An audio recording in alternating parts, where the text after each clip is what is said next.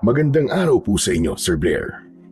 At sa lahat po ng mga giliw ninyong tagapakinig at taga-suporta sa inyong mga YouTube channel na The Voice Addict at mga kwento ni Apong Isaac. Minsan ay may mga sandali na akala natin ay ordinaryo lang. Pero wala tayong kamalay-malay sa kung ano ang kahahantungan. Para bang final destination, ihahatid tayo sa isang tagpo na bigla-bigla na lang magpapataas ng ating mga balahibo. Mapapatanong tayo, paano tayong napunta sa ganoong sitwasyon? Paano kung hanggang doon na lang ang ilalagi natin sa mundo? May magagawa pa ba para makontra ang sandaling yon? Paano kung marami ang sangkot? Ano ang gagawin natin? Ganito po mismo ang minsan ay naranasan ko bilang isang konduktor ng bus. Ako nga pala si Jomar, 30 anyos. Hindi ko yan totoong pangalan. Itago na lang natin ang mga pagkakakilanlan ng lahat ng sangkot dito, pati na ang mga lugar na pinangyarihan.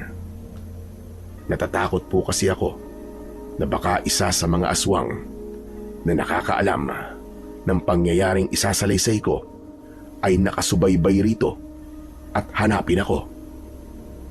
Ayoko nang maulit ang minsang napaharap ang buhay ko sa kamay ng mga mababangis na aswang. Basta, taga-Visayas ako. Huwag na nating tukuyin kung saang probinsya o kung saang bayan at baryo. Kakahanap ko lang ng trabaho noon bilang isang konduktor sa isang bus company sa terminal sa lungsod. Matapos kong makapasa sa interview, ay pinapasok na agad ako kinabukasan. Magkakaroon daw kami ng briefing at orientation. Ewan ko kung bakit may ganun pa. Napaka-formal pakiwari ko. Samantalang sa dating naging konduktor ako ng jeep, ay wala naman ganun. Sa bagay, magkaiba nga siguro ang kalakaran sa bus company at sa jeep lang. Maaga akong pumasok ng araw na yon. Nang nandun na ako, ay napag-alaman ko na hindi lang pala ako ang baguhan. 3 pala kaming bagong pasok na konduktor at may ilan ding bagong driver. Matapos ang briefing at orientation, ay nagkaroon kami ng palabunutan para sa pairings o kung sino ang magkakapartner na konduktor at driver. Ang napili kong driver ay ang 50 anyos na si Mang Oscar. Agad ako nitong nilapitan at nakipagpalagayan ng loob sa akin.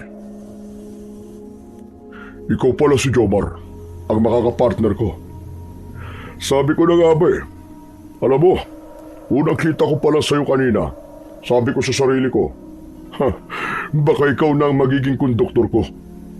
Hindi naman nagkamali ang kutob ko. Aba, ang lakas naman po pala ng kutob nyo. Bago rin po kayong driver, di po ba? Oo, kakapasok ko lang din. Bagay nga tayo eh, parehong bago. Siya nga pala, taga rito ka lang ba sa lungsod? O pareho lang din kitang galing pa ng baryo? Galing baryo lang po ako. Taga Kasili po ako. Kayo po ba? Sa Kasili. Ako naman, taga Saceres. Hindi naman pala tayo nagkakalayo eh. Kung magkakayayaan tayo ng inuman, madali lang palang puntahan. May asawa ka na ba? Oo, meron na po. 2 na nga po ang anak ko eh. Maliliit pa. Sa hirap po ng buhay ngayon, kailangan kong kumayod ng kumayod para sa kinabukasan nila. Kayo ho ba? Ako naman biyudo na. Isa lang ang anak ko at napakatamad pa. Lalaki at mas bata lang sa'yo ng konti. Wala pang asawa yun. Inaaya ko nga magkonduktor dito pero ang loko ay mas gusto pang mag-ML ng mag-ML na lang maghapon. Ang hirap pang utusan lalo na kapag naglalaro. Sabi niya, wait lang, puro ganun. Pagkatapos pag napagsabihan, siya pang may ganang magalit. Sabi ko sa kanya, wala siya mapapalaron. Pero ako pa ang sinisingalan. At kasama raw siya sa isang tournament. Kapag nanalo raw siya, abay akalain mo sabihin sa akin na baka isampal daw niya ang mapapanalunan niya sa pagbumuka ko. Napakasama ng ugali, di ba? Demonyong demonyo. Natawa ko sa pagkikwento ni Mang Oscar sa anak nito. At habang natatawa ko, ay napansin kong parang may ilang kakaiba sa matanda. Masigla siyang magkwento, pero iba naman ang ekspresyon sa mga mata niya. Para bang malungkot na seryoso na ewan. Malikot din ang mga mata niya at parang iwas na salubungin ang tingin ko. Medyo maitim din ang palibot ng mga mata niya. Hindi ko alam kung may sakit ba o ano. Hindi naman siya mapayat o maputla. Naisip kong siguro ay sadyang ganun lang siya. Iba-iba naman kasi ang tao.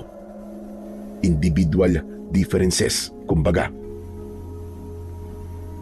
Nakakatawa naman po ang anak ninyo. Pero seryoso po. Marami na po talaga mga kabataang napapariwara dahil sa addiction sa ML o sa mga mobile game na yan. Ako nga po iwas na iwas Pati mga anak ko po ay bantay sarado ko. At baka may ML silang naka-download sa mga cellphone nila. Limitado rin po ang pagpapagamit ko sa kanila ng cellphone. Aba, di mabuti kung ganun. Mahirap kasi kapag nakasanayan na nila. Madadala na nila hanggang sa pagtanda. Ay, oo nga pala, siya nga pala. May palabunutan din pala tayo mamaya ha. Kung anong bus number ang patatakbuhin natin at kung anong ruta tayo. Ngayong araw din daw, mag-uumpisa na tayong bumiyahe. Pagkapananghali yata, kaya maghanda-handa ka na. Opo, handa na po ako. Baka riyan na lang din po ako kakain mamaya sa may karinderya sa tabi-tabi. Saka, sana po pala, ang ruta na mabunot natin ay hindi daraan sa sabi-sabi nilang baryo daw po ng mga aswang. Ha? Naniniwala ka sa sabi-sabing yon? Aba, sa panahon natin ngayon ay naniniwala ka pa sa aswang. Abay, panahon pa ng kopong-kopong yun Pero kasi ay may mga napapabalita namang nawawala at hinihinalang kinuha daw po ng mga aswang. May mga napapadpad din daw po sa baryong yun na hindi raw po nakakauwi at hanggang ngayon ay nawawala pa rin. Naku, ayoko nang isipin yan. Baka maapekto lang yan sa trabaho natin Basta ako, hindi ako naniniwala. Talamak ang krimen ngayon. Baka hindi aswang ang may kagagawan ng pagkawala ng mga tao. Teka, wag na nga natin pag-usapan yan. Baka babaya yan pa ang pagtalunan natin. Mabuti pa, abangan na lang natin ang palabunutan ng bus numbers. Halika, tignan na natin ang mga bus sa banda ron. Sandali lang kaming tumingin-tingin sa mga bus at umasam ng kung ano ang magandang sana ay mabunot namin. Hindi nagtagal ay tinawag na kaming lahat at nagsimula na ang palabunutan. Hindi yung gusto namin ang nabunot namin, pero kahit papano ay maganda naman ang napunta sa amin. Ang ruta naman na natoka sa amin ay maswerteng hindi daraan sa baryong ayaw ko. Sa bus na nabunot namin ay masaya naman si Mang Oscar nung una. Pero nung sa ruta na namin ay napansin kong para bang hindi siya natuwa. Pero hindi ko na pinansin yun. Ang mahalaga sa akin ay ayos ang ruta namin. Ikinabit namin sa bus ang placard ng ruta namin. Makaraan ay nag-aya na si Mang Oscar na mananghalian kami sa kalapit na karinderya. Habang kumakain kami, ay nagbukas siya ng usapan. Jomar, ano nga pala ang alam mo tungkol sa mga aswang? Ha? Akala ko po ba ayaw niyo pong pag-usapan ng tungkol dyan? Hindi nga. Ano ngang alam mo tungkol sa mga aswang? Gusto ko lang malaman kung bakit ganun na lang ang paniniwala mong meron ngang mga ganung nilalang. Hindi pa naman po ako aktual na nakakakita ng aswang. Pero sa amin po, meron na po minsan na nakakita ng aswang. Ang sabi po nakakatakot daw po ang itsura nila. Mapupula daw po ang mga mata, matutulis at matatalas daw po ang mga kuko. May dila raw pong labas-masok sa maumbok at puro pangil po na bunganga. Para bang sa ahas daw po ang napakapulang dila na nagsasanga pang araw. Nakakadiri nga daw po ang itsura ng malangis nilang balat at ang amoy po napakabaho na hindi po maintindihan kung amoy ipot ba ng manok o amoy langis ng nyog o amoy dugo. Basta, masakit at makatiraw po sa ilong. Nang sandaling yon, ay parang naamoy ko pa ang amoy na inilalarawan ko. Napasinghot tuloy ako sa direksyon ni Mang Oscar at parang sa kanya ito nagmumula. Pero agad din namang nawala ang amoy na yon dahil naman sa amoy ng ulam naming minudo at adobong manok. Napasinghot din si Mang Oscar sa sarili habang napapaisip. Biglang naging hindi kampante sa sariling amoy. Talagang napaamoy ka pa sa akin, ha?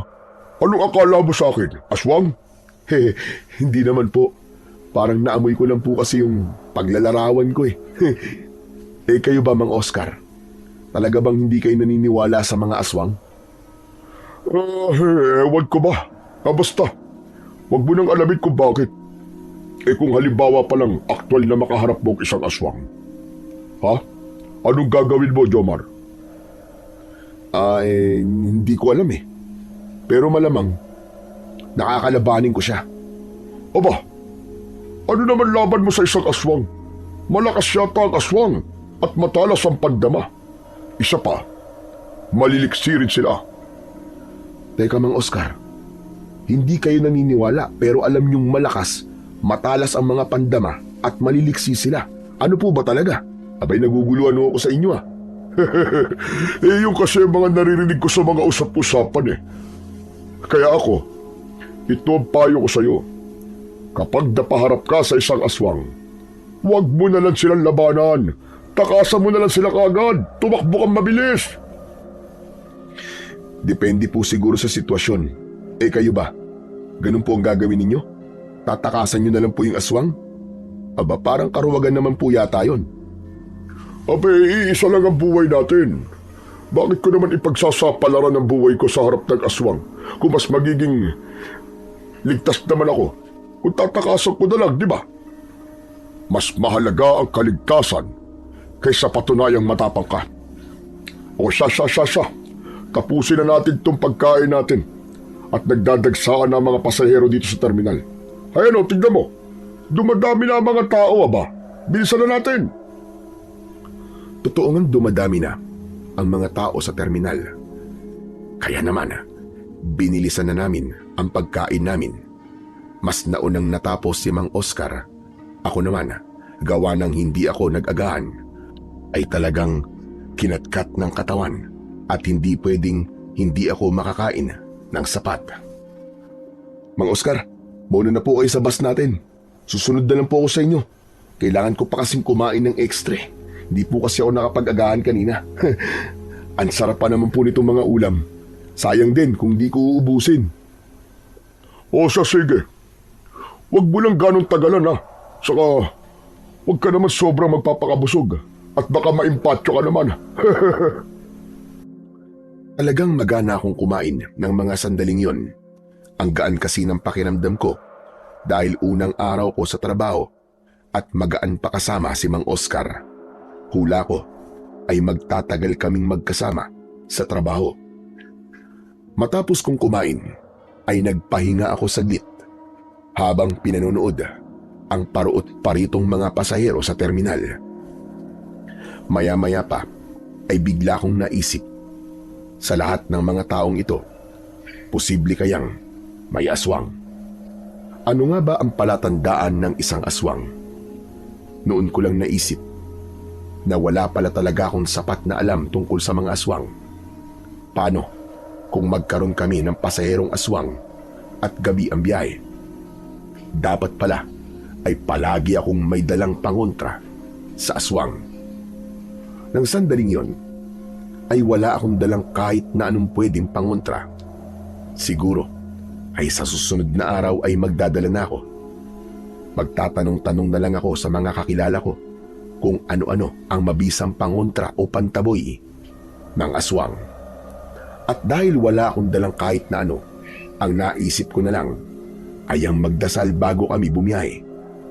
Pasimple akong humanap ng medyo tagong pwesto, sandaling nag-concentrate at pabulong na umusal ng dasal.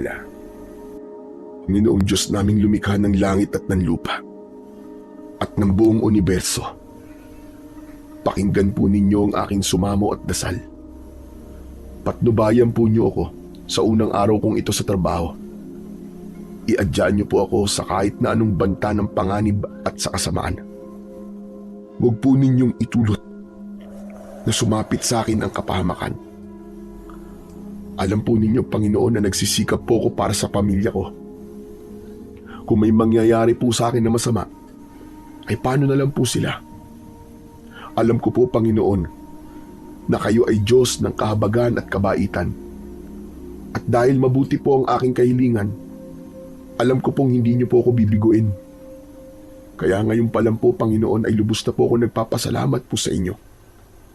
Kayo po magsisilbi kong proteksyon sapagkat nananalig po ako sa inyo, O Panginoon. Sa aming Panginoong Hesukristo at sa bisa ng kanyang haing pantubos. Muli, salamat po ng marami. Amen. Matapos kong manalangin, ay nakaramdam kagad ako ng kakaibang kapanatagan ng loob. Ang nagagawa nga naman ng panalangin na ibubuhos mo sa Diyos ang iyong mga ikinakabahala. Pero siyempre, ay kailangan mo pa rin kumilos ayon sa panalangin. Kailangan ko pa rin maging maingat at alerto sa paligid. Ang sabi nga, nasa Diyos ang awa, nasa tao ang gawa. Muli kong pinagmasdan ang parami ng paraming nagdaratingang mga pasahero.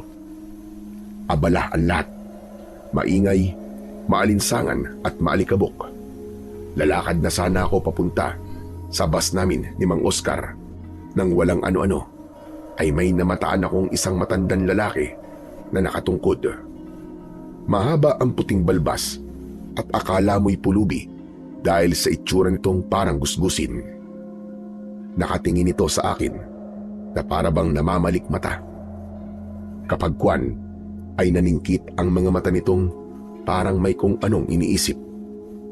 Maya-maya pa, binawi nito ang tingin at dumiretso na sa paglalakad.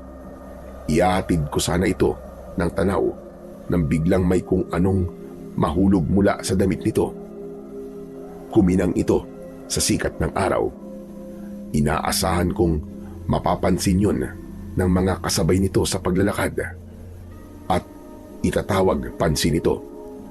Pero para namang walang kahit isang nakakapansin, palibasa lahat ay nag-aapura.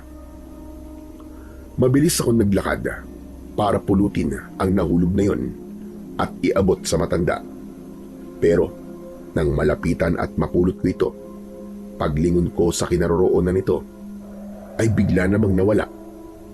Lumingalinga ako at hinanap ito kung saan-saan, pero hindi ko na nakita pa ang matanda. Hala! Saan sumuta matandang yun? Ang bihira. Parang ang bilis naman niyang nawala, samantalang hindi naman siya ganun katulin ko maglakad. Nakapagtataka naman. At doon ko na napagtuunan ng pansin ang napulot kong nalaglag ng matanda. Tinignan ko itong maigi. Teka, ano ba to? Anong klaseng kwintas to? Aba, parang medalyon ah. Saka bakit parang mainit-init siya? At iba ang bigat niya.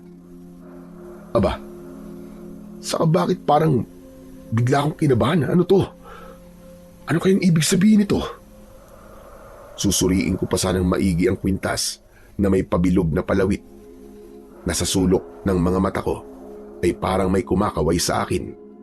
Pagbaling ko ay nakita kong si Mang Oscar pala. Sinesenyasan ako nitong magmadali. Isusuot ko sana ang kwintas pero naisip kong ibulsa na lang. Makikita ko pa siguro sa susunod na pagkakataon ng matandang yun sa terminal namin. Saka ko na lang sa kanya isasauli. Nang makarating ako sa bus namin, ay pinagsabihan na ako ni Mang Oscar kung ano ang dapat kong gawin. Oh, ito na ang tickets at pambutas. Simulan mo ng trabaho mo.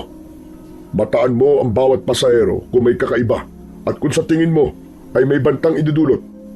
Alam mo nang dapat gawin, ha? Yung mga bagahe, alam mo na rin ang mga bawal sa compartment. Maghigpit ka kung kinakailangan, ha?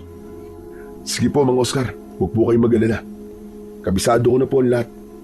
Kayo naman po ay tutukan niyo pong maigi ang pagmamaneho mamaya. Siguraduhin yung alertong-alerto kayo. Kapag parang nakakaramdam po kayo ng antok, senyasan niyo lang po ako. Pwede po tayo magpalit at marunong din naman po ako magmaneho ng bus eh. Aba, marunong ka rin pala magmaneho. Ay bakit nagkonduktor ka lang? Marunong lang naman po kahit papano. Pero kasi, wala pa po akong driving certificate eh. Kaya sa ngayon, kontento na po ako na konduktor na lang muna. Pero darating din po ako dyan sa tamang panahon. Napansin kong nang dumiretso na sa unahan ng bus si Mang Oscar ay pasimple pa itong umiling-iling. Bago ito sumampa ay napalingon pa sa akin at napatitig na parang may malalim na iniisip. Nginitian ko siya pero napailing-iling lang itong muli. Sumampa na rin ako sa may pintuan ng bus. Pasimple muna akong sumilip sa loob bago magtawag ng mga pasahero. Nakita kong may mga 7 nang nakapwesto sa loob. May 2 mag-asawang matanda na magkatabi malapit sa pintuan. May isang ina at kandong nito ang 2 mga anak. Isang binabae na nagme-makeup pa at isang binatang pawis na pawis at ipinapaypay sa muka ang laylayan ng suot na t-shirt. At nagtawag na nga ako ng mga pasahero. Bilyaraman, bilyaraman, bilyaraman! Maluwag po! Sinluwag ng relasyon yung long distance! Sinluwag din ng tornilyo ng mga nasa mental! Bilyaraman, bilyaraman, bilyaraman! Napatingin sa akin ang ilang mga nagdaraan. Ang iba ay napataas na mga kilay. Ang iba naman ay natatawa. Pero baliwala sa akin yun dahil sanay na rin ako. Tuloy-tuloy lang ako sa pagtatawag. Okay dyan o, bilyaraman, bilyaraman, bilyaraman! Oh, ang destinasyon ng mga gwapo at magaganda, bilyaraman! Mga artistahin, yuhu! Halina kayo! Sakay na kayo! Mga pangit lang ang hindi sasakay! Promise! Bilyaraman, bilyaraman, bilyaraman! May ilan nang nagsisakay, mga 5. Kabilang ang isang matandang babae na kung makatingin sa akin ay para bang hinahalukay ang pagkatao ko. Hindi ko maintindihan ang ekspresyon ng mukha niya. Seryoso, pero nakangisi. Pagkasampa nito sa pinto ng bus ay nagulat pa nga ako nang salatin nito ang pamulsahan ko sa tapat. Talagang naiiwas ko ang harapan ko dahil akala ko ay dadakutin na talaga. Oops! Aba Lola, anong binabalak nyo? Huy, kapatid nyo yata si Apo Wang Uda. Hoy, tigilan mo ako ha. Mali ka nang iniisip mo. Hindi ako Manyakes. Saka hindi kita doon hihipuan. Para kasi may enerhiyang nagbubula sa bulsa mo. Ano ho? Enerhiya? Si Lola. Baka enerhiya ng kobra yan, Lola, ha? Ayoko nang usapang ganyan. Seryoso ako. May kakaibang enerhiya na sumisigaw dyan sa bulsa mo. Ano ba kasi ang nakabulsa dyan? Napakapa ako sa bulsa ko at naalala ko yung kwintas ng matandang lalaki. Naramdaman ko na naman tuloy na mainit-init pa rin pala ito. As in, may nararamdaman po kayong enerhiya, Lola? Aba, paano niyo po nararamdaman yun? Basta, sadyang malakas akong makiramdam ng mga kakaibang enerhiya sa paligid. Mabuti o masamang enerhiya man yan, ay nararamdaman ko. Wow! May sixth sense ho yata kayo, Lola. Ano ka ba? Ano sixth sense? Yun ho yung ika-anim daw ho na pandama. Bihira po kaya may ganong abilidad, Lola. Teka po, anong enerhiya po palang nararamdaman nyo mula sa bulsa ko? Mabuti po ba o masamang enerhiya? Mukha na bang mabuting enerhiya? Nakikita kong may liwanag siyang manilaw-nilaw. Ganon ang liwanag ng mabuting enerhiya. Pero kung masamang enerhiya naman, makulimlim o maitim ang magiging liwanag nito. Ano nga ba kasi ang nakabulsa sa iyo? Ilalabas ko sana ang kwintas ng matandang lalaki na napulot ko. Pero bigla namang may dumating na 2 pasahero na nag-aaway habang sumasakay ng bus. Isang lalaki at isang babae na sa tingin ko ay mag-asawa. Tingin ko ay mga nasa edad 28 pataas. Akin na nga kasi ang cellphone mo, Patrick. Napupuno na ako sa iyo, ha? Simula ngayon, ay ako na muna ang hawak nito. Hoy, grabe ka naman, Abi. Parang dumaan lang naman sa newsfeed ko yung picture ng babae. Iniisip mo naman kagad na babae ko na kagad yun. Grabing silosa ka naman. Kasalanan ko pa na naging ganito ako? Bakit kasi napakababaero mo? Akala ko ba, kontento ka na sa akin? Ano ka ba naman? Pambihira ka, oo. Wala na nga akong babae, Nag-promise na ako sa dati, hindi ba? Sobra ka naman. Parang wala na akong kalayaan sa gusto mong mangyari, Akin na nga yung cellphone. Saka huwag ka ng tumalak at nakakahiya sa mga tao rito. Pambihira kang ingay-ingay mo. Pinagtitinginan na tayo ng mga tao, Pero parang lalo namang nag-init sa galit ang babae. Bumaling ito sa nagtitingin ng mga tao. Hello, people! Alam nyo, kahit kasal na kami na lalaking to, nakukuha pa rin mababae. 2 beses ko na siya nahuli. Masisisi nyo ba ako? Kung bakit maigpit ako sa kanya? Biglang sumagot ang matandang babae. Hindi naman sa naghihimasok ako, iha. Palagay ko kasi, pareho lang kayong may mali. Base sa nararamdaman ko sa inyong dalawa, pareho kayong may negatibong enerhiya na kailangan ninyong solusyon ng dalawa. Ramdam ko namang totoong may pagmamahalan sa pagitan ninyo. Kaya lamang ay natatabunan ng hindi kaaya-ayang ugali ninyo. Ano kanyo? Ako? May hindi kaaya-ayang ugali? Baka ito lang lalaki na to, hindi makontento sa asawa niya. Alam mo ba kung bakit bigla siyang tinatabangan sa iyo? Aba, nasa akin na po kaya ang lahat ng hahanapin ng isang lalaki. Tignan niyo naman, maganda ako, sexy, may pinag-aralan pa, at totoo ko magmahal. Sadyang hindi lang po kontento tong lalaking to sa isang babae. Mali ka. May kulang sa iyo. At ano naman po yun? Kulang ka ng pagtitimpi ng bunganga mo, iha. Palagi mo siguro siyang tinatalakan. Isa pa, kung ganyang may gusot kayo sa isa't isa, resolbahin nyo na kayong dalawa lang at hindi na kailangang isa publiko pa. Pareho lamang kayong mapapahiya. Sino naman po ba makakapagtimpi sa ugali ng lalaki niyan? Saka ano po bang hindi kaaya-ayang nakikita nyo riyan? Siguro naman po, ay hindi lang po ang pagiging babaero niya ang nararamdaman ninyong diferensya sa kanya. Tama ka. Pareho nga kayong kulang sa pagpipigil. Diyan kayo nagkasiraan. Hindi ko lang alam kung maaayos nyo pa. Pero kasi, may nararamdaman akong pumipintig na isang bunga. Isang bunga ng pagiging padalos-dalos ninyo sa inyong relasyon. Kung ano man yon, ay hahayaan ko na lang na itong lalaki mo ang magpaliwanag sa iyo. Nakikita ko namang mahal talaga ninyo ang isa't isa. Kaya maayos pa siguro ninyo ang inyong hidwaan. Kailangan lamang ay marunong kayong magpigil ng inyong emosyon.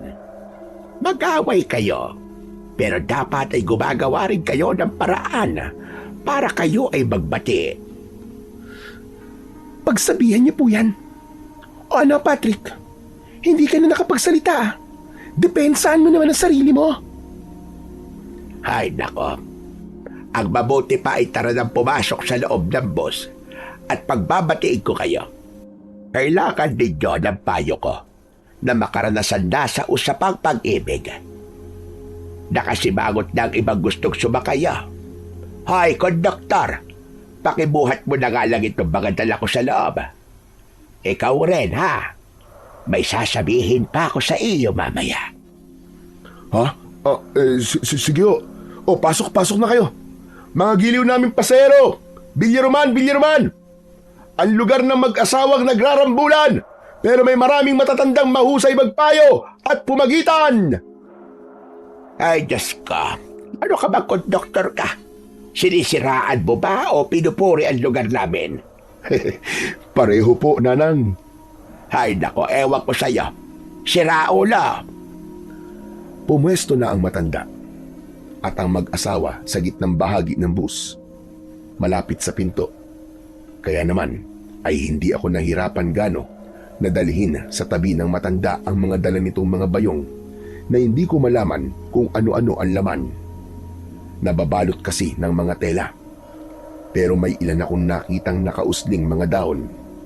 Naisip kong baka mga gulay ang dala nito. Samantala ay patuloy ang pagsakay ng mga pasahero hanggang sa kaunti na lang ay mapupuno na. Kaya naman ay lalo kong sinipagan ang pagtatawag.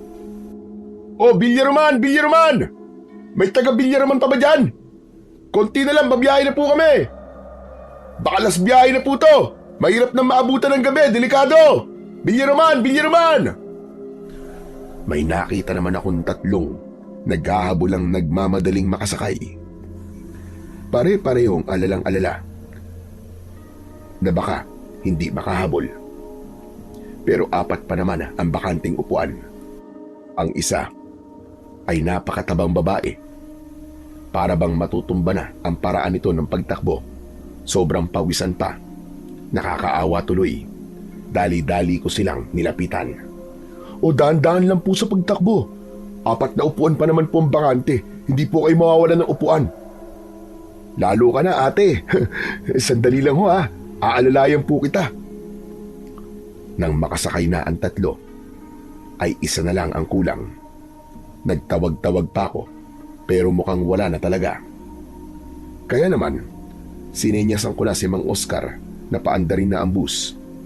Pero pagkaandar pa lang at habang isinasara ko na ang sliding door ng bus, ay bigla namang may isang lalaking nakajacket na itim na may hood ang napakabilis na sumakay. Nagulat pa nga ako at kumuntikang mahulog sa labas ng pinto. Mabuti na lang at nakakapit ako sa hawakan tubo. Tila nagmamadaling humanap ng pwesto ang lalaki na naka-face mask pa. Sa dulo sana ito pupunta, pero ang bakanting upuan ay nasa parteng unahan. Mga 3 upuan lang ang layo sa driver seat. Sandali ko itong nilapitan at sinita kung bakit ito naka-face mask. Pero sumenyas ito na may ubo raw kasi ito at sensitibo raw sa matatapang na amoy at usok ng sasakyan. Habang kausap ko ang lalaki, ay napansin kong pasilip-silip sa rearview mirror si Mang Oscar. Halatang tinitignan din niya kung ayos ba ang lahat ng lagay ng mga pasahero. Maya-maya pa ay sinenyasan akong pumwesto na malapit sa pinto ng bus. Huwag mo na sitayin yan, Jomar. Kilala ko yan. Sige na. Pumuesto ka na at babiyahe na tayo. Nag-approve sign ako kay Mang Oscar. Pagkatapos ay binalingan ko naman ang mga pasahero. Oh, magsikapit na po kayo. Lalarga na po tayo. Magsipagdasal na rin po kayo na iadya ang biyahe natin sa panganib. Ako'y nakapagdasal na po kanina. Baka kayo po ay hindi pa. Napansin kong ang matandang babae na may sixth sense at ang katabi nitong dalawang mag-asawa ay abala na kagad sa pag-uusap. Sandali ko silang inabala para ulitin ang sinabi kong mukhang hindi nila napansin. O kayo pong tatlo dyan, nakapagdasal na ba kayo? Aba, magdasal na muna kayo bago nyo ituloy ang balitaktakan nyo. Kayo nga pala, aling may sixth sense. Napakiramdaman na po ba ninyo ang lahat ng pasahero? Wala po ba kayong naramdamang may kakaibang enerhiya? Napakiramdaman ko na ang lahat. Kanina pa, iho. Sigurado po ba kayo? Wala talaga kayong nakalimutang i-check? Sandali pang nilingalinga ng matanda ang lahat ng pasahero.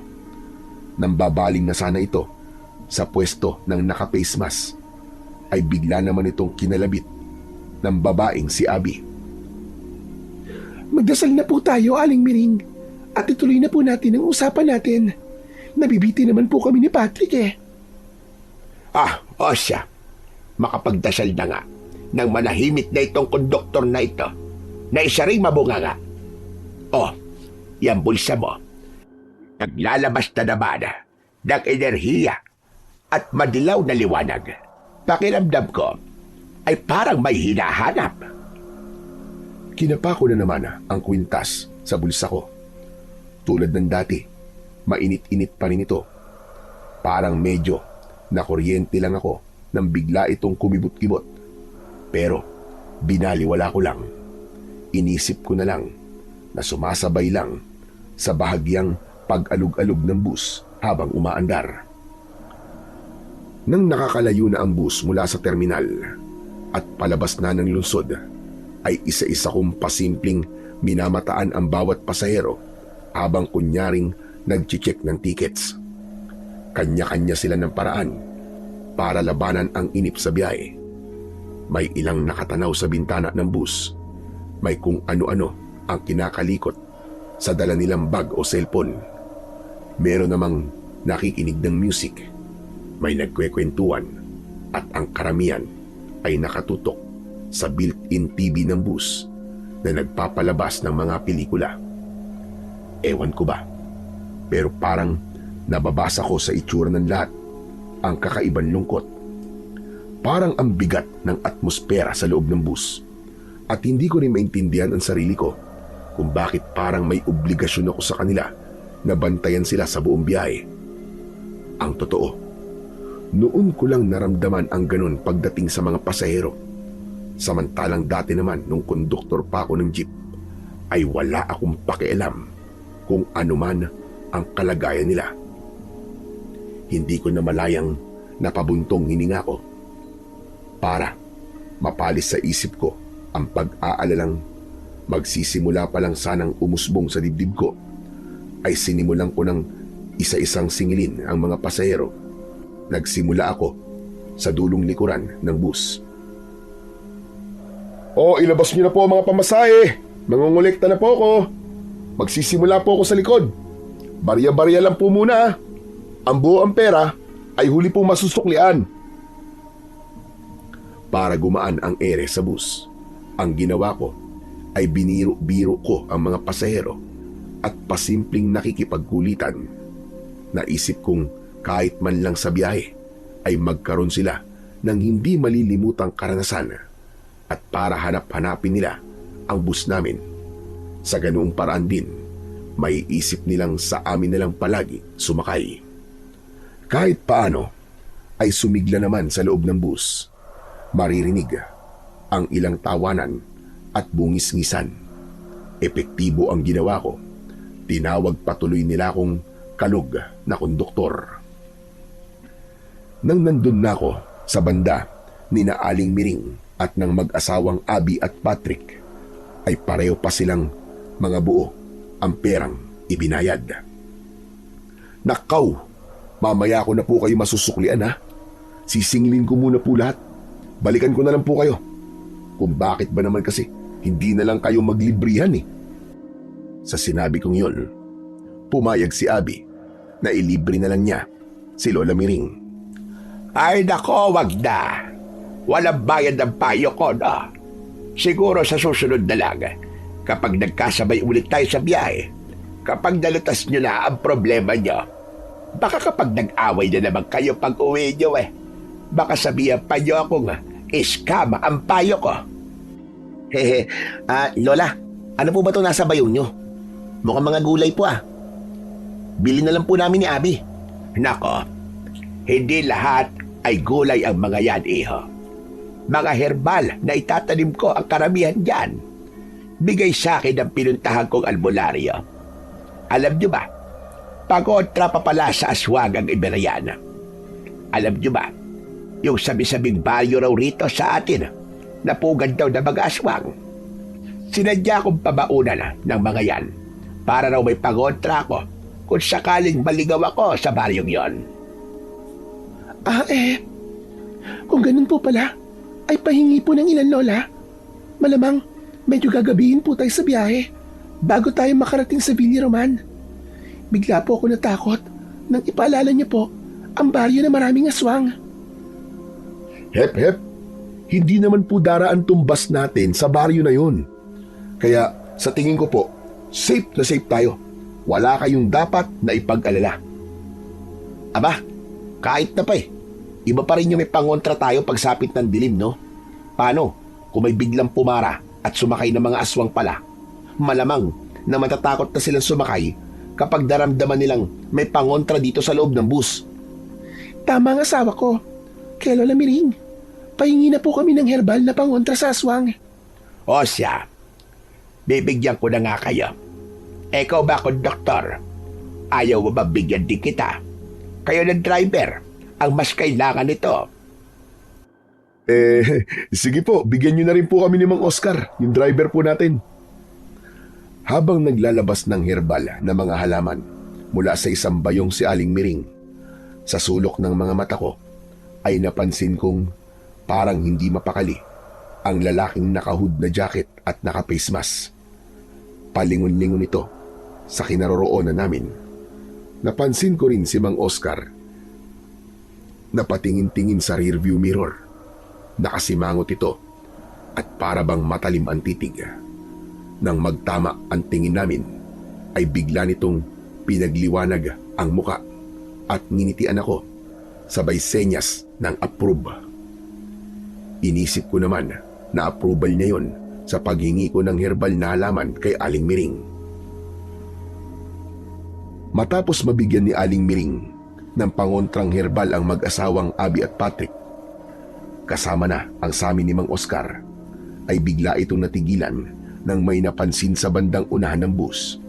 Paglingon ko ay nakita kong lumapit pala ang lalaking nakahood kay Mang Oscar at may kung anong ibinubulong dito. Teka, konduktor. May pangalan po ko. Jomar pong itawag niyo sa akin. Jomar. Bakit may pasahero pala tayong nakahood? Hindi ko yata napansin kanina yan Kailangan mong palabasin yon. Ho? Bakit naman po? Hindi maganda ang nararamdaman ko sa kanya. May negatibong enerhiya na nagmumula sa kanya. Ay nako, kung nakikita nyo lang, naglalabas ng makulimlim na liwanag ang katawan niya. Mukhang may hindi magandang gagawin ng isang yan. Maniwala kayo sa akin. Sigurado po ba kayo dyan, Aling Miring? Hala, nakakaramdam po kayo ng ganun, Lola Miring? Bakit kami? Wala naman po kami nararamdaman ganun.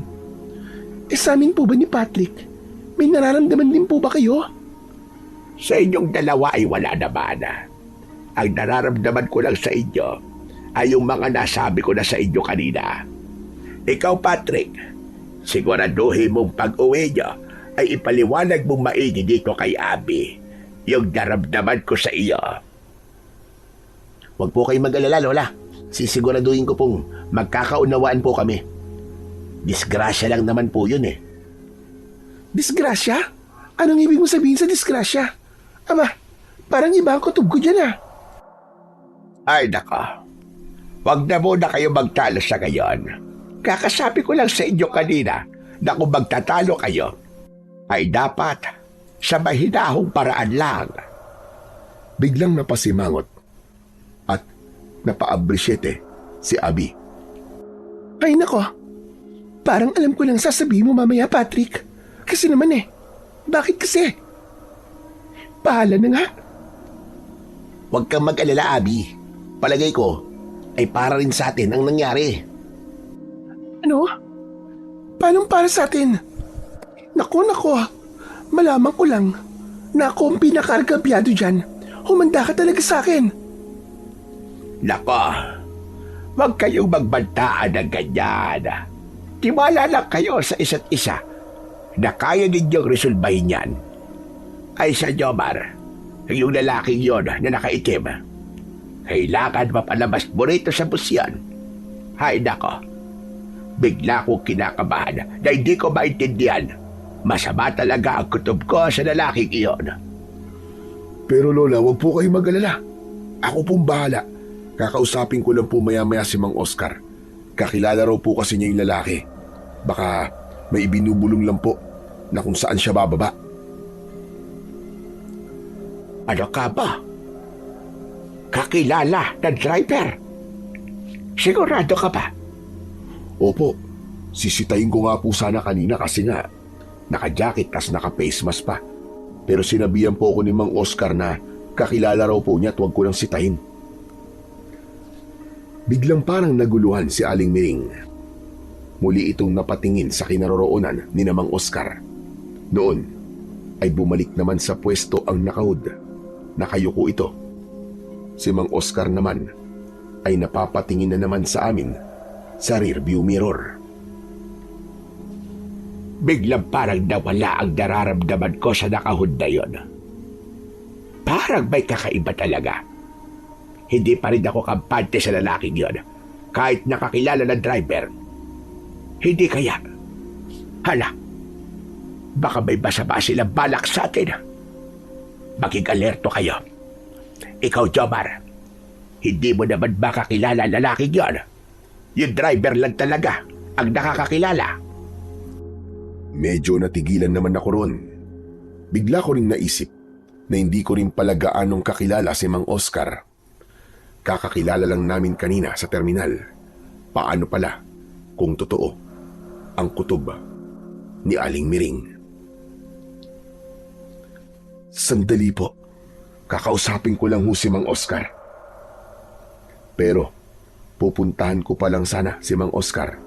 Nang makita ko nitong patungo sa direksyon nito, ay bigla nitong pinahinto ang bus. Kasunod nito, ay biglang bumaba ang lalaking nakahood. Nagkatinginan kami ni na Aling Miring at ng mag-asawang Abby at Patrick. Pagkababa ng lalaki, ay muli na sanang patatakbuhin ni Mang Oscar ang sasakyan. Pero sinabihan ko siya. Teka ho, Mang Oscar. Hindi pa ho nakakabayad ng lalaking yun . Oh, ako na magbabayad para sa kanya mamaya, Jomar. Hayaan mo na. At kakilala ko naman yun . Babalik na sana ako sa pwesto ko.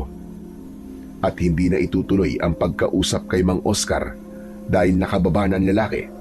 Pero ipinagtulakan pa rin ako ni Aling Miring. Ano, Jomar? Kausapin mo pa rin yung driver tungkol sa lalaking yon. Talungin mo na rin kung ano ang ibinulong. Sinunod ko si Aling Miring. Nilapitan ko si Mang Oscar. Mang Oscar, napansin ko lang po kanina. Ano pong ibinulong sa inyo ng lalaki? Talaga po bang kakilala niyo po yun?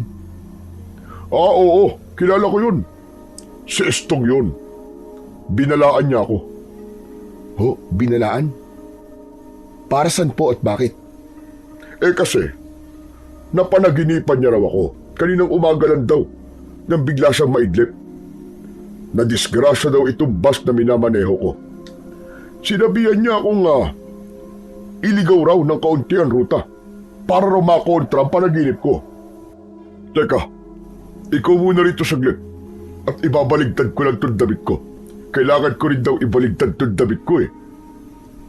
Ako saglit ang nagmaneho ng bus habang nakakunot ang noo ko. Paanong hindi ako mapapakunot?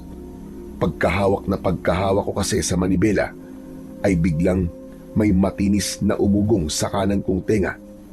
Bigla akong kinabahan. pagkakaalam ko kasi, kapag biglang may umugong na matinis sa tenga mo, ay babala raw yun na may hindi inaasahang mangyayari. Naisip kong totoo yata ang sinasabi ni Mang Oscar. Ikaw, Jomar, ano naman yung ibinigay sa'yo ng matandang babae kanina? Sinabihan din ako ni Estong na mag-ingat daw tayo sa matandang yun. Baka yun ang malas sa atin sa biyaheng to Kung ano man ang ibinigay niya sa'yo, ay huwag mong tanggapin. Saka pwede ba? Huwag na huwag kang tumabi sa kanila. Layuan mo sila. Saka kung sakaling may mangyaring hindi maganda, unang-una mong iuhulog palabas ng bus ang matandang yun.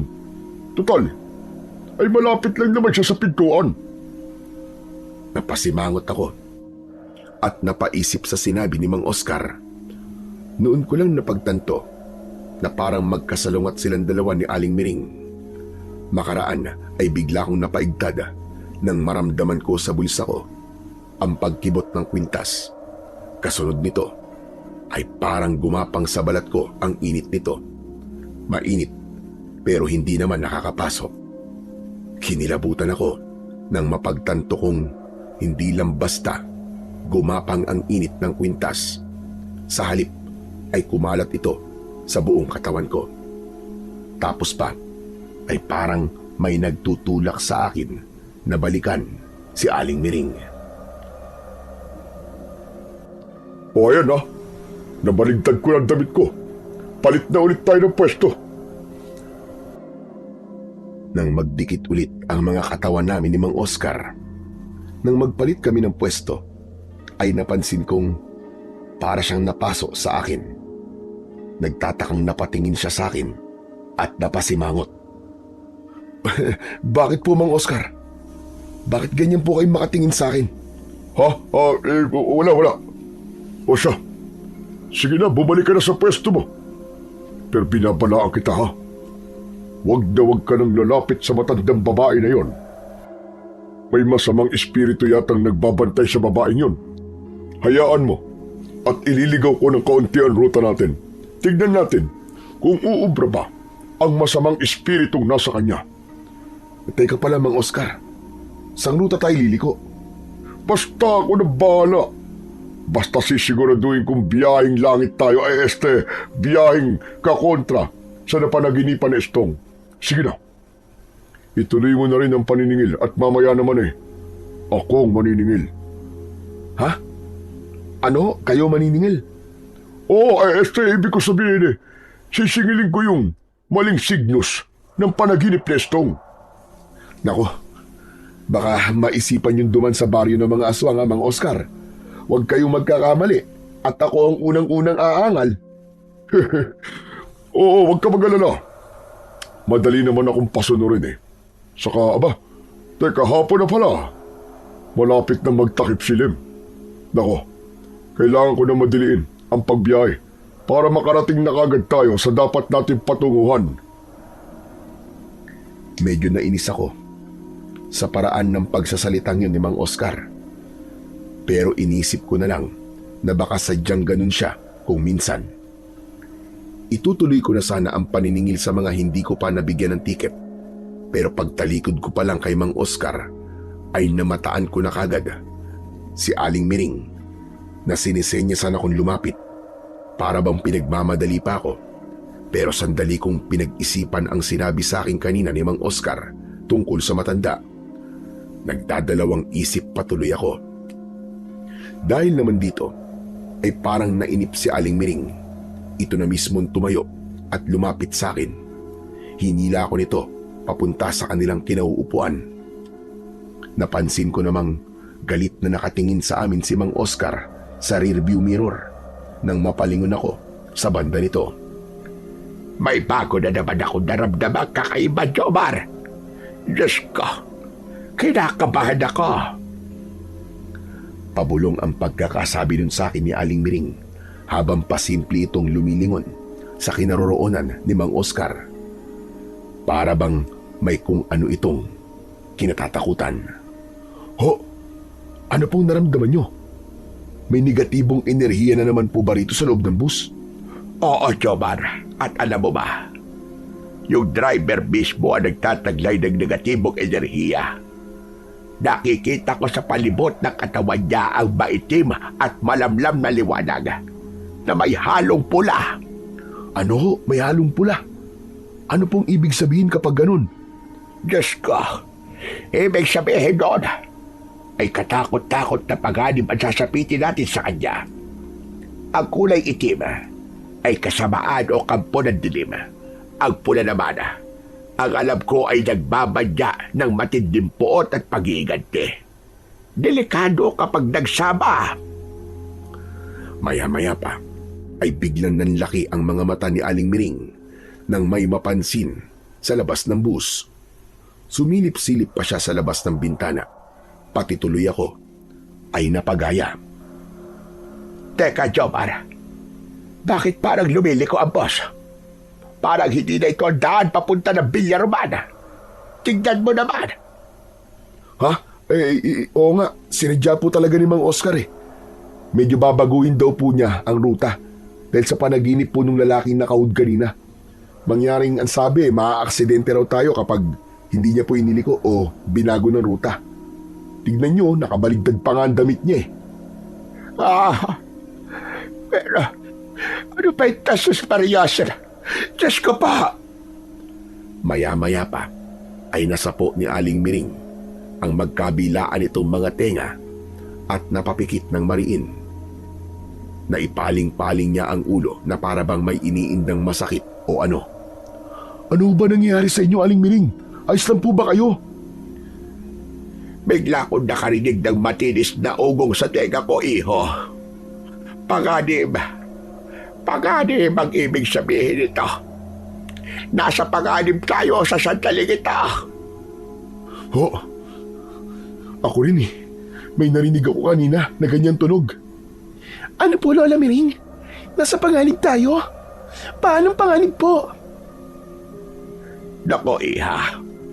Kinakabahan talaga ako. Kailangan may gawin tayo. Huwag po na kayo maingay, Lola Miring.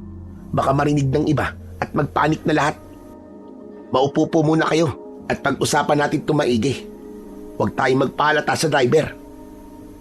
Pero nang pasimple kong lingunin si Mang Oscar sa driver seat, ay patingin-tingin ito sa rearview mirror at napansin kong medyo nakangisi ito ng nakakaloko.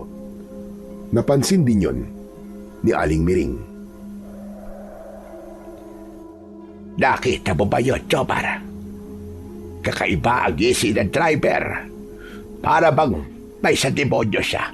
At teka, bakit parang ang init pa na ng katawan mo, iho? Nararamdaman kong sumisingaw ang init ng katawan mo. Nako, nababalot ka ng makinang na liwanag. Kinikilabutang napatingin ako sa sarili ko dahil sa nagtatakang pagkakatitig ni Aling Miring sa katawan ko. Maging sina Abby at Patrick ay napatingin sa akin. Pero pagtataka at pagkalito ang nakalarawan sa kanilang mga muka. Nasaan po sinasabi niyo, Aling Miring? Hindi naman po siya nagliliwanag Oo nga po. Saka wala naman po kaming nararamdamang mainit na singaw sa katawan ni Jomar. Kayo lang yata ang nakakakita at nakakaramdam. Oo, Patrick. Ako lang talagang nakakaramdam at nakakakita. Sa Jomar, ang bulsa mo pala. Naglalabas din ang kakaibang sinag. Kapain mo nga. Ilabas mo na kaya. Palagay ko ay ikaw ang makapagliligtas sa amin sa panganib na nakaamba sa bus na ito. Nang dudukutin ko na ang kwintas, ay nagulat pa kami nang biglang pinabilis ni Mang Oscar ang takbo ng bus. Kasabay nito ay napasigaw ito. Lumapit kayo! May mga hold-upper sa unahan natin na tumatarget na mga pampasaherong jeep at bus. Kailangan kong paspasan para hindi nila tayo mapahinto. Kumapit kayo maigi! Kapit! Biglang nagpanik ang mga pasahero. Nagkanya-kanyang kapit sila at hanap ng mapagtataguan. Nang makita nila sa harapan ng bus ang tinutukoy ni Mang Oscar, nang silipin ko ay totoo nga. May ilang armadong kalalakihan sa unahan at nag-aabang ng sasakyang mahuhold up. Aling Miring, Abi, Patrick, magsiyuko kayo. O kaya dumapa na kayo. Baka magpaputok sila ng baril. Di ba? Ay, Diyos ko. Ito na yata ang panganib. Yung nasa bulsa mo, iho, ilabas mo na. Baka sakali ay yan ang buprotekta sa atin. Kung magpaputok ang mga lalaki sa labas, baka agibat yan. Akala ko po ba ay si Mang Oscar po ang banta sa atin, Aling Miring? Oo nga pala. Sa kanya ko nga pala nakikita ang makulimlim na liwanag. Pero baka mamaya ay kasama na rin ito. Kaya alerto ka, Jomar. Ay! Inaharurot na nga ni Mang Oscar ang bus at nilagpasan ang grupo ng mga armadong kalalakian. Hindi ko alam, pero habang humaharurot ang bus, ay parang may bumubulong sa akin na sumilip sa bintana. Sakto pang namataan ko ang isang armadong lalaki na nakatutok ang baril sa bus. Nanlaki ang mga mata ko sa natuklasan. Hindi ako maaaring magkamali. Ang lalaking yun ay walang iba, kundi ang kakilala raw ni Mang Oscar na si Estong, yung lalaking nakahood at naka-face mask na bumaba bandang una. Anak ng... Alam ko na to. Ito'y isang pakana. Isang sabwatan. Ano ka ba? Ano sinasabi mo, Jomar? Palagay ko po ay hindi totoong mga holdaper ang nilampasan natin, Aling Miring. Tinutukan lang tayo ng baril, pero hindi nagpaputok. Saka, nakita ko yung lalaking nakahood na sakay nitong bus kanina. Planado po ang bagay na to, Aling Miring, sa buwatan. Ano? Paanong planado? Naku, ayoko ng ganito. Ano na mangyayari sa atin? Ano na mangyayari sa atin ngayon? Relax ka lang, Abi. Nandito ako para protektahan ka. Puprotektahan ka namin ni Jomar. Di ba, pare? Kailangan nating gumawa ng paraan. Kailangan nating maging handa at kailangan nating malaman kung ano ang totoong pakay ni Mang Oscar. Dahan-dahan kaming muling nagsiunat ng pagkakaupo. Ako naman ay tumayo at tinanaw sa labas kung nasaan na kami. Sakto namang papasok na kami sa isang arko at nabasa ko ang nakasulat sa tuktok nito. Napamura talaga ako ng malakas nang mapagtanto ko kung nasaan na kami. Anak ng putya! Nandito na pala tayo sa baryo ng Kinubot! Ano ka ba? Nagsitanaw din sa bintana sina Aling Miring, Abi at Patrick. At pare-parehong nanlaki ang mga mata. Diyos ko pa, bakit dito tayo dumaan? Balwarte na ito ng mga aswang. Hayop na driver na yan. Sinasadya yata dito dumaan. Madali ka, Jomar. Ipasara mo sa mga pasahero lahat ng bintana. Ipalak mo ng maigi, pati yung pinto. Ilak mo rin, bilisan pa. Nagmamadali ko namang sinunod ang utos ni Aling Miring. Nagpatulong pa ako kina Abi at Patrick. Maging si Aling Miring ay kumilos na rin.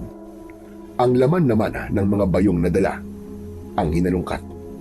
Inilabas nito ang maraming herbal na pangontra at isa-isang nagpamigay sa mga pasahero. Ang mga herbal na ito ay pagontra sa aswang. Kapag may aswang na kung sakaling makakapasok, ay hampasin ninyo yan nang walang tigil at lalayuan nila kayo. Hoy, kayo riyan! Huwag kayong tumugaga. Kumuha na rin kayo sa bayong ko. Bilisan niyo habang hindi pa naglalabasan ang mga aswang. Kailangan walang makuwang kahit sino sa atin ang mga aswang. Nang matapos naming maisara ang lahat ng mga bintana at ang pinto, ay muli kaming sinigawan ni Mang Oscar habang nakatingin ito sa rearview mirror. Welcome to Baryo Kinubot! Humanda kayo. Ihinto ko ang bus kapag nasa kalagitnaan na tayo ng baryo! Sinagot ko si Mang Oscar. Mang Oscar, bakit nyo kami dinala dito? Anong ibig sabihin nito? At tuluyan nang pinatay ni Mang Oscar ang makina ng bus. Tumayo ito at sinenyasan akong lumapit dito. Lumapit ka rito, Jomar. At may sasabihin at ipapaliwanag ako. Bilisan mo! Kikilos na sana ako, pero bigla akong pinigilan at binulungan ni Aling Miring. Huwag, Jomar. Huwag kang lalapit sa kanya. Tandaan mo, Nakikita ko sa kanya ang maitim na liwanag at nararamdaman ko ang negatibong enerhiya mula sa kanya. Baka may binabalak siya sa iyo. Palagay ko rin ay nararamdaman din niya ang enerhiyang taglay ng nasa bulsa mo. Ilabas mo na kasi yan. Pasimple kong inilabas ang kwintas sa bulsa ko at itinago ko sa likuran para hindi mapansin ni Mang Oscar. Pagkalabas ko naman ay gulat na gulat si Aling Miring. Teka, Jomar. Bakit parang nararamdaman ko rin dyan sa hawak mo ang enerhiya ni Popong? Ano ho, Popong? Sino naman pong Popong? Yung antingerong albularyo na pinuntahan ko at nagbigay sa akin ng herbal na mga pagontrang ipinabunbun ko ngayon. Hindi ako maaaring magkamali. Ganyan-ganyan ang enerhiyang sumisigaw dyan sa hawak mo. Pwede ko bang makita? Bahagya ko namang ibinuka ang palad kong may hawak sa kwintas para masilip ni Aling Miring. Hanggang sa nanlaki ang mga mata ng matanda. Bakit nasa iyo ang kwintas ni Popong? Paano napunta sa iyo yan? Magpapaliwanag sana ako pero naiinip nang tinawag akong muli ni Mang Oscar. Ano? Lalapit ka pa ba, Jomar? O pababayaan ko na lang kayo rito? Bilisan mo! At nagugutom na kami ay Ako lang pala. Nang sandaling yon, ay parang may bumubulong sa isip ko na lumapit kay Mang Oscar. Hindi ko maipaliwanag. Para bang bigla ay may alam ako tungkol sa kwintas na hawak ko. Pakiramdam ko ay bigla akong naging ibang tao. Basta ko nalang naisip na protektado ko ng malakas na kapangyarihang taglay ng kwintas. Nagtaka pa si Aling Miring nang makita kong humahakbang na papunta kay Mang Oscar. Hoy, Jomar! Sabing huwag kang lalapit sa driver. Baka biglang kuhanin yan mula sa iyo ang kwintas ni Popong. Huwag po kayong mag-alala, Aling Miring. Ako pong bahala. Saka tama kayo. Itong kwintas na nga na ito ang magliligtas sa atin. Hindi ko po maintindihan kung paano. Pero parang matagal ko na pong alam kung paano po paganahin ng malakas na kapangyarihang taglay ng kwintas na to. Teka, hindi kaya isa ka sa mga apo ni Popong? Kibit balikat na lang ang itinugon ko kay Aling Miring. Ramdam ko kasing pinagmamadali ako ng isip ko na lapitan si Mang Oscar. At nang sa wakas ay nakalapit na ako kay Mang Oscar, ay nakita kong bigla itong napangisi ng nakakaloko. Kapag kuwan, ay sinenyasan niya kung doon kami sa banda ng pintuang katapat lang ng driver seat. Dito na tayo. May ibubulong ako sa'yo. Makinig kang maigi. Ano po yun, Mang Oscar? Medyo inilapit ni Mang Oscar ang kanyang bibig sa tenga ko. Pero bago ito sumagot, ay napansin kong pasimple nitong pinihit pabukas ang lock ng pinto at hinawakan itong mabuti. Nang sandaling yon, ay alam ko na kagad kung ano ang binabalak nitong gawin. May bumulong muli sa isip ko ng sandaling yon. Alam ko na tuloy kung ano naman ang dapat kong gawin kontra sa balak ni Mang Oscar. Nagpatay mali siya lang muna ako saglit. Alam mo ba kung bakit dito ko pinaraan at pinahinto ang bus? Bakit po? Baluarte na po rito ng mga aswang ha? Oo, alam ko. At hindi totoong hindi ako naniniwala sa aswang. Narito ako para patunayan ang kanilang pag-iral. Ibig niyo pong sabihin, yun lang ang pakay niyo? Ibubuwis ninyo ang buhay niyo para lang sa naisip niyong yan? Saka bakit kailangang idamay pa po ninyo ang mga pasahero? Pambira naman kayo, oo. Hindi sa idadamay ko sila. Ililigtas din natin sila, Jomar. At alam mo ba kung paano natin sila ililigtas? Sige nga, paano, Mang Oscar? Ganito. Kaya ko pinatay ang makina ay para marinig natin sila. Kapag pinatay ko mga ilaw ng bus, maglalabasan sila sa dilim. Sa tulog sila babase para makahanap ng kanilang biktima. Kaya sabihan mo sila na huwag maingay mamaya. Teka, Mang Oscar, bakit alam niyo yan? Sa ako na ipapaliwanag sa iyo lahat. Ang importante lang muna ay malaman mo ang kailangan mo lang munang malaman. Paano po pala natin malalabanan ng mga aswang? Ibig sabihin po ba, magdamag tayo rito? Hindi siya magdamag tayo rito. Sandali lang tayo. Ganito ang gawin natin laban sa kanila. Sumama ka sa akin sa labas. Pagkapatay ko ng mga ilaw, bawat lalapit na aswang ay papatayin natin. Ha? Nababaliw na ba kayo? Paano natin sila makikita kung madilim? Tanga! Sumisingasig ang mga aswang at mabaho sila. Sa papamagitan nun natin malalaman kung nasa malapit lang sila. Common sense lang. Kung hindi magamit ang mata, may iba pa naman tayong pandama, di ba? Ang hina mo naman pala eh. Pero wala po tayong sandatang panlaban sa kanila. Meron. Nasa compartment ng bus. Kaya kailangan talaga natin lumabas para makuha ang mga yun. May sasabihin pa sana si Mang Oscar, pero bigla siyang natigilan at nakiramdam sa paligid. Makaraan ay biglang nanlaki ang kanyang mga mata. Shh! Huwag ka munang maingay, Jomar. Sabihan mo saglit ang mga pasahero na wag silang mag-iingay. Naririnig ko na ang mga singasing ng mga aswang. May ilan nang paparating. Magmadali ka. Tapos ay bumalik ka rito. At kailangan na natin lumabas at maunahan silang makuha natin sa compartment ang mga sandatang gagamitin natin laban sa kanila. Hindi ko maintindihan, pero mukhang nagsasabi naman na totoo si Mang Oscar. Parang naririnig ko nga ang mga singasing ng mga aswang na papalapit. Kaya naman ay apurahan kong pinuntahan sina Aling Miring, Abby at Patrick para sila ang utusan kong bahala nang magsabi sa ibang mga pasahero. Kailangan ko kasing balikan kagad si Mang Oscar para isagawa ang dapat isagawa. Aling Miring, Abby, Patrick, wag na wag muna kayong gagawa ng kahit na anong ingay. May paparating ng mga aswang. Tahimik niyong sabihan ang lahat ng mga pasahero. Magmadali kayo.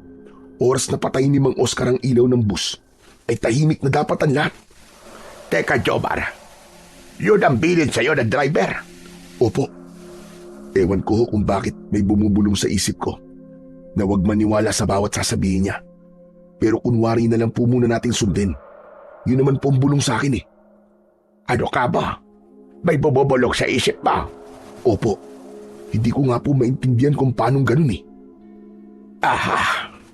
Alam ko na, Jomar. Baka yung hawak mong kwintas ni Popong ang bumubulong sa iyo. Noon ko lang napagtanto na posibleng ganun nga. Baka yun ang epekto ng gumapang sa katawan ko na init na nagmula rito. Kung ganun, ay makapangyarihan nga po talaga ang kwintas na to, Aling Miring. Aba, oo naman. Makapangyarihang antigero si Popong. Mabuti na lang talaga at napunta sa iyan. Dahil kung hindi, ay paano na kaya tayo ngayon?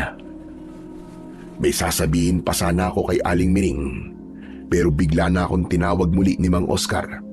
Kaya naman ay nagmadali na akong binalikan siya. Pero bago ko siya binalikan, ay binilinan ko muna si Aling Miring. Sabihan niyo po lahat, Aling Miring, na wag silang lalapit sa mga bintana ha. Hanggat maaari po, ay yumuko muna sila o kaya ay pumwesto na lang po muna kayo lahat sa lapag sa gitnang daanan ng bus. Ganun na nga ang ginawa ni Aling Miring.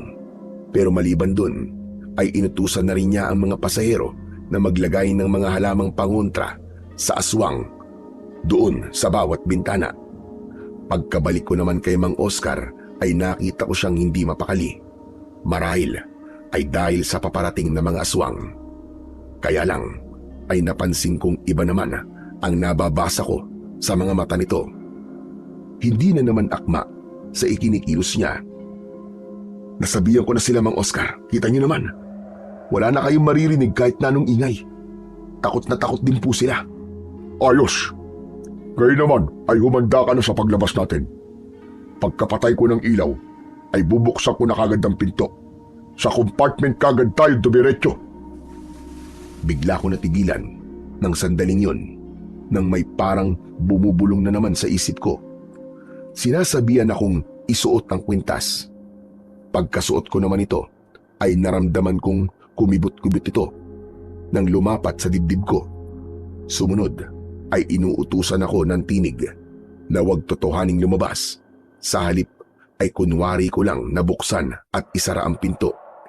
Gigilid daw ako para hindi naman mabangga ni Mang Oscar kapag lumabas na rin ito.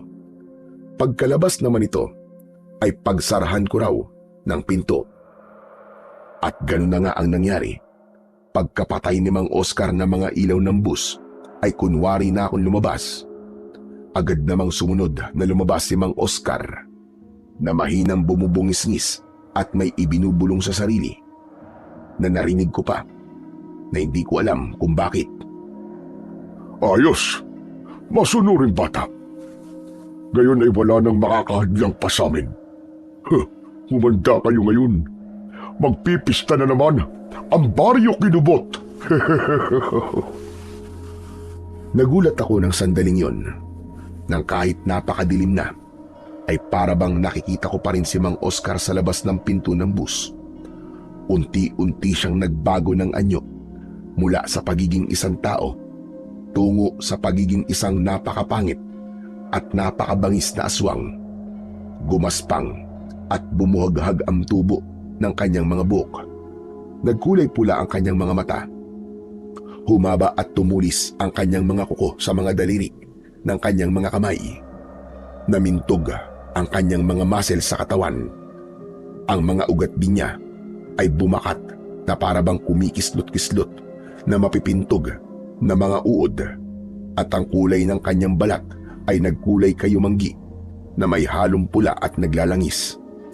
Umalingasaw din sa hangin ang napakabaho niyang amoy. Amoy ipot ng manok na amoy bulok na langis ng nyug at amoy malansang dugo. Matapos niyang mag-anyong aswang, ay malakas siyang umatungal na para bang alulong. Parang nagtatawag siya ng iba pang mga aswang. Dahil dito, ay narinig ko rin ang nakakakilabot na mga atungal na unti-unting nagdadatingan sa paligid. Kinilabutan ako nang nakikita ko ang kanilang pagdadatingan mula sa di kalayuan. Patay! Nagdadatingan na ang mga aswang. Paano nang gagawin namin ngayon? Mukhang pagkukumpulan nila tong bus. Malamang nasisirain nila ang bus para sila makapasok. Kailangan mapigilan ko sila. Pero nung gagawin ko, paano? Hindi ko na malayang napakalakas pala ng pagsambit ko na akala ko ay sa isip ko lang. Narinig tuloy yun ni Mang Oscar. Jomar, nasan ka? Hindi ka pala lumabas na lintik ka. Inisahan mo pala ako. Pues, lagot ka sa amin ngayon. Mga aswang, lusubin natin sila at pasukin! Dahil narinig ng mga pasahero ang mga atungal ng mga aswang, ay nagsimula silang matakot. Nagpanik at nag-iyakan. Dahil naman dun ay lalong umatungal ang mga aswang na halatang mga galit na galit at atat na atat. Ako naman ay siniguro kong nakalak na maigi ang pinto ng bus sa may driver seat. Tinablan na rin ako ng pagpapanik ng sandaling yon. Hindi ko mapigilan ang panginginig ng mga kalamnan ko. Ano nang gagawin ko ngayon? Ano na? Paano namin matatakasan ang mga aswang na to? Anong gagawin ko? Lalong nanginig ang katawan ko. Nang walang ano-ano, ay narinig kong may nagbubukas ng compartment ng bus. Malamang na si Mang Oscar yon. Nang maisip ko ang mga sandata raw sana namin doon, ay kinilabutan ako. Naisip kong baka yun ang gamitin nilang pambasag sa mga salamin at pintuan ng bus. Naku po, nalinti ka na. Hindi. Hindi nila kami dapat mapasok dito. Panginoong Diyos namin sa langit, tulungan niyo po kami. Nakikisuyo po kami. Wala po kaming ibang maaasahan kundi kayo lamang po, o Panginoong Diyos. Paano na po ang mga mahal namin sa buhay na naghihintay sa amin?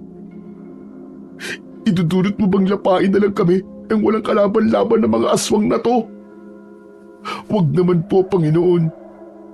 Huwag mong biguin ang panalangin namin sa iyo, Panginoon. Tulungan niyo kami.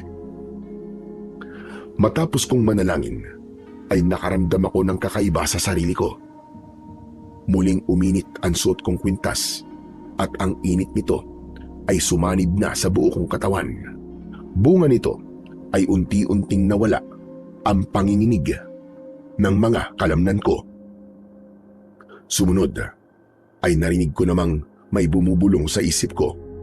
Inuutusan akong sindihan uli ang mga ilaw ng bus. Pero lalo kaming makikita ng mga aswang at lalong matatakot ang mga pasahero kapag nakita nila ang mga aswang. Ngunit sabi ng tinig ay basta sundin ko lang daw. Ang totoo raw ay nalaman ng kapangyarihan ng kwintas ang kahinaan ng mga aswang sa baryo Kinubot dahil sa mga sinabi kanina ni Mang Oscar. Ang mga yun daw ay pawang kasinungalingan. Ang totoo raw ay takot daw ang mga aswang sa liwanag sa gabi. Kapag madilim ay nakikita nila ang mga bagay ng malinaw, pero kapag may liwanag ay mistula naman daw silang bulag. Kaya naman ay kinapako ang switch ng ilaw ng bus. Pero pagpindot ko nito ay para namang ayaw nang gumana. Inulit-ulit ko pa ang pagpindot pero wala pa ring nangyari. Hanggang sa narinig ko na lang na may nagsisimula ng mabasag na mga bintana ng salamin kasabay ng nakakatakot na mga atungal ng mga aswang. Sige mga aswang, sirain ninyo mga bintana at pasukin niyo sila. Magpiesta tayo ngayong gabi. Wala tayong ititirang kahit isa sa kanila. Diyos ko po, nasaan na ba si Jomar? Lumabas na rin ba talaga siya? Diyos ko, sabi ko na nga ba, inisahan siya ng driver na aswang pala. Paano gagawin natin, Abi, Patrick? Diyos ko, dito na yata tayo mamamatay. Nanang ko po. Patrick, anong gagawin natin? Protektahan mo kami. Kalma lang kayo, Aling Miring, Abi. Para makapag-isip tayo ng mabuting paraan. Teka, Aling Miring, talaga bang matala ba mga herbal na pangontrang inilagay natin sa mga bintana? Bakit nagagawa pa rin nilang sirain ang mga bintana? Matala ba mga pangontrang inilagay natin? Kaya lang, ay hindi sila naiilawan o naliliwanagan. Hindi sila matalab kapag madilim dahil ang pangontra ay kampo ng liwanag. Patrick, gumapang ka papunta sa driver's seat at hanapin mo ang switch ng ilaw. Kailangan basindihan ulit ang mga ilaw. Ano pang hinihintay mo, Patrick? Dali na. Sundin mo lang sinabi ni Lola Miring. Kahit napakadilim, ay nakikita ko naman ang mga nangyayari. Nakikita kong papunta sa direksyon ko si Patrick. Nakita ko ring ang ibang aswang ay nagsisimula ng umakyat sa nabasag na mga bintana. Kaya naman ay nagmamadali akong salubungin si Patrick. Patrick, huwag mo nang tangkaing sindihan pa ang ilaw dahil ayaw nang gumana. Bumalik ka na sa pwesta mo at hilahin mo sina Aling Miring at Abi pailalim sa mga upuan. Nagsisimula ng mag-akyata ng mga aswang. Bilisan mo! Jomar, ikaw ba talaga yan? Akala ko ba'y nakalabas ka na? Ako nga to, Patrick. Inisahan ako ni Mang Oscar. Hindi ako totoong lumabas. Isa ring aswang si Mang Oscar. Ibinulong sa akin itong kwintas ko. Kaya sige na, bilisan mo na. Puntahan mo na sila Aling Miring at Abi. Napakapa ako bigla sa kwintas na suot ko nang hindi ko namamalayan. Sukat naman noon ay bigla itong umilaw. Nanantad tuloy ang mga aswang at natigilan. Umatungal ang mga ito na galit na galit. Narinig ko rin ang bulong ulit sa isip ko at ipinaliwanag kung bakit umilaw ang kwintas. Yung pala ang kailangan para maitaboy ang mga aswang at para mas tumalab ang mga halamang pangontra na inilagay ni na Aling Miring sa mga bintana. Jomar, nandito ka lang pala. Salamat naman. Oh, umiilaw ang kwintas mo. Gumagano na ang kwintas ni Popong. Lalapit sana sa amin ni Patrick sina Aling Miring at Abby, pero biglang may isang aswang na desperadong dumukwang sa bintana sa tapat mismo nila. Hindi namin inaasahan ang sumunod na nangyari. Naabot ng aswang ang braso ni Aling Miring at kahit napapaso na ito dahil sa halamang pangontra, ay sinikap pa rin itong hilain si Aling Miring. Jomar! Tulungan mo ako! Tulong! Ayoko makuha ng aswang! Lola Miring! Hindi! Hilahin mo si Lola Miring, Patrick! Hilahin mo si Lola, dali! Tinangkang hilahin ni Patrick si Aling Miring, pero alalay lang para hindi naman mapuwersa ang manipis na braso ng matanda. Ako naman, sa pagkakataranta ko, ay naisipan kong kumuha ng ilan pang herbal na halaman sa bayong ni Aling Miring. Dinamihan ko. Tinakbo ko si Aling Miring pagkatapos at sinimulang hampas-hampasin ng halaman ang kamay ng aswang. Inabutan ko rin ng ilan sina Abby at Patrick. Abby, Patrick, pagtulungan nating hampasin ang aswang hanggang sa mabitiwan si Aling Miring. Sige, mapasok kang hayop na aswang ka! Mapasok ka! Wala kayong makukuha sa amin kahit isa. Hindi kayo magtatagumpay ngayong gabi.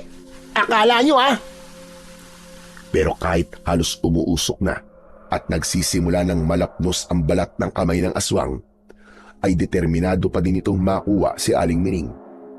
Itinutok ko na rin sa mukha nito ang nagliliwanag kong kwintas.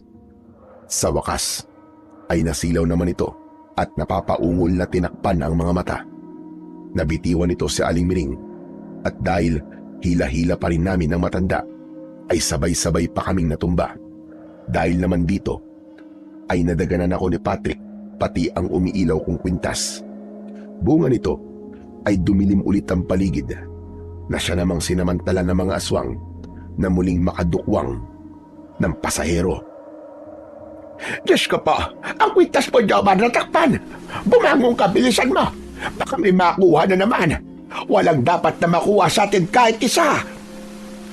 Pagbangon ko nga at nang muling kumalat ang liwanag ng kwintas ko, ay nakita kong sunod-sunod palang nagdukwangan ang mga aswang. Kaya naman ay halos mag-iyakan na ang lahat ng pasahero nang dahil sa labis na takot. Kumuha kayo ng mga pangontra at pagtulungan natin silang hampasin! Bilisan nyo! Diyos ko po, paubos na mga herbal ko, Jomar. Paano na yan? Kailangan may iba pa tayong gawin. Ano kaya? Kung balikan mo ang switch ng ilaw, Patrick, kami na bahala rito. Subukan mong ayusin at baka may sinira doon ng hayop na driver kanina. Ano ba yan? Nakakatakot na. Patrick, sundin mo na lang ang sinabi ni Lola Miring. Pero mag-iingat ka, ha? Huwag mong hahayaang makuha ka ng mga aswang. Maya-maya, sa isang basag na bintana ng bus na katapat ko, ay lumitaw ang nakakatakot na muka ni Mang Oscar. Galit na galit itong nakatitig sa akin. May kwintas ng antingero ka pala, Jomar ka. Pues, humanda ka sa gagawin ko ngayon. Hindi nyo kami matatakasan ngayong gabi. Hindi na kayo sisikatan pa ng umaga. Aswang ka pala, Mang Oscar. Nagpapanggap ka lang pala. Pero hindi kami natatakot sa inyo. Nagtitiwala ako sa Panginoong Diyos na hindi niya pababayaan ang mabubuti. At naniniwala akong walang kasamaan ang nagtatagumpay sa huli. Hindi totoong may Diyos taga. Dahil kung meron, sana sa una pa lang ay hindi na kayo humantong sa ganito. Mas totoo ang demonyo. Heto kami, mga kampoy niya ng kadiliman. Kami ang mag-ahari ngayong gabi. Pagpipiestahan namin ang inyong mga dugo at laman. Magkakaalaman tayo ngayong gabi kung gaano katotoo na may Diyos. Sa palagay mo, bakit may kwintas ako ng antingero? Sige nga. Dahil nanalangin ako sa kanya bago tayo bumiyahe, na iadya ang biyahe sa anumang panganib at sa kasamaan. Ililigtas kami ng Panginoong Diyos ngayong gabi sa pamamagitan ng kwintas na ito. Tama si Jomar. Kaming lahat dito ay nagdasal noong una. Kaming lahat ay kampi sa Panginoong Diyos at ikaw lang na demonyo ka ang masama sa bus na ito. Aba, ang tapang mong matandang hukluban ka. Hindi niyo ba nakikita na marami kami? Oras na makapasok kami sa loob ng bus ay katapusan niyo na. Mga aswang, magpakabangis pa kayo lalo. Lalapain natin lahat ng mga animal na ito. Dumagundong ang sabay-sabay na pag-atungal ng mga mababangis na aswang na nagpakilabot sa aming lahat sa loob ng bus. Ang totoo, lalo silang bumangis at naging porsigido.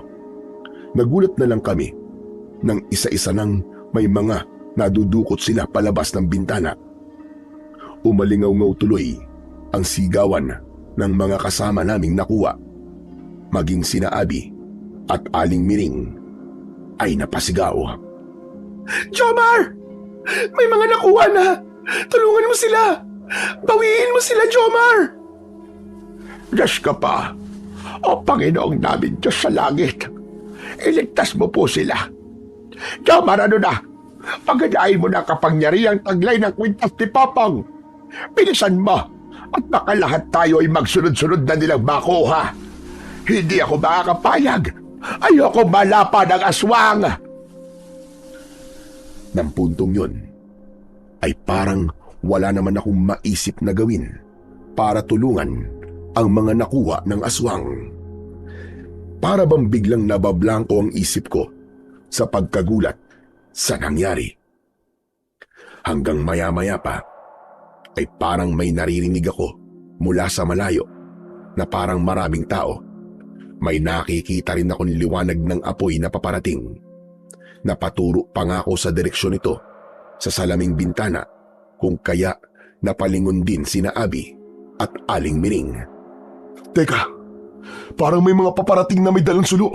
Tignan niyo, ayun oh. Nasaan? Diyos ko! Mga tao kaya ang mga yon? Mukhang mga tao nga po, Lola Miring. Naku, kailangan nilang malaman na narito tayo. Humingi tayo ng tulong sa kanila. Pero nagulat naman kami nang biglang dumukwang si Mang Oscar at tinangka akong sunggaban. Dahil sa bilis niya at pabigla ang ginawa, sinubukan ko naman sanang umiwas.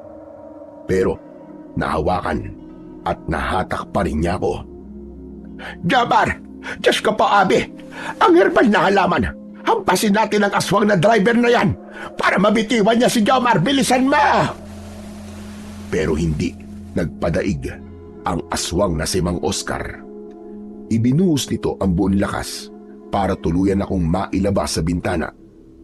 Ramdam na ramdam ko ang hapdi ng balat kong dumadausdos sa nakausling mga bubog ng basag na salamin ng bintana. Ramdam na ramdam ko rin ang pagkapunit ng balat ko. Napakarahas din ng paghugot sa akin ni Mang Oscar at hindi ko inaasahan ang sumunod niyang ginawa. Sinadya niyang ipadaan ang leeg ko sa isang nakausling bakal sa bintana. Ano pat nakalawit ang suot kong nagliliwanag na kwintas. Napigtas ito at bumagsak sa semento. Saka malas-malasan pa, gumulong pa ito pailalim sa bus, kung kaya ang liwanag nito ay natakpan. Nakuha si Jomar, Lola Miring. Tapos parang nalaglag pa ang kwintas niya.